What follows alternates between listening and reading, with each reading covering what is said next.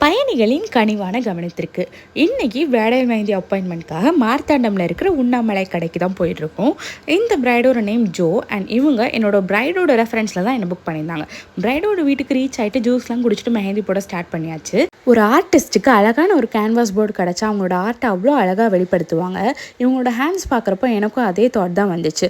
Because சில பேரோட hands வந்து ஷார்ட்டாக இருக்கும், சில பேரோடது லாங்காக இருக்கும். ஷார்ட் ஹேண்ட்ஸ்க்கு சில டிசைன் ஸ்கிப் பண்ணுற மாதிரி இருக்கும், லாங் ஹேண்ட்ஸ்க்கு சில டிசைன்ஸாக ப்ராடாக போடுற மாதிரி இருக்கும். பட் இவங்களோட ஹேண்ட்ஸ்க்கு அவங்க சூஸ் பண்ண டிசைன் அப்படியே ஆப்டாக இருந்துச்சு. அதனாலேயே நான் ரொம்ப எஃபர்ட்லெஸ்ஸாக போட ஆரம்பிச்சிட்டேன். ஒரு சைட் கம்ப்ளீட் பண்ணிவிட்டு டீ பிரேக்கு அப்புறமா இன்னொரு சைடும் கம்ப்ளீட் பண்ணிவிட்டேன். மொத்தமாக பார்க்குறதுக்கு ரொம்ப அழகாக இருந்துச்சு. பிரைடோட ரிவ்யூவை நீங்களே கேளுங்க.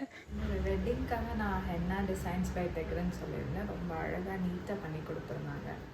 Nice work. தேங்க்யூ. இவங்க பெருசாக எந்த ரெக்கமெண்ட்ஸும் சொல்ல, ஃபில்லிங்ஸ் கிரிட்ஸ் எல்லாம் சேம் எலமெண்ட்டாக இல்லாமல் கொஞ்சம் டிஃப்ரெண்ட்டாக போடுங்கன்னு மட்டும் தான் சொல்லியிருந்தாங்க. ஸோ அவங்க கேட்ட மாதிரியே நான் போட்டு கொடுத்துட்டேன். She was very satisfied with the design.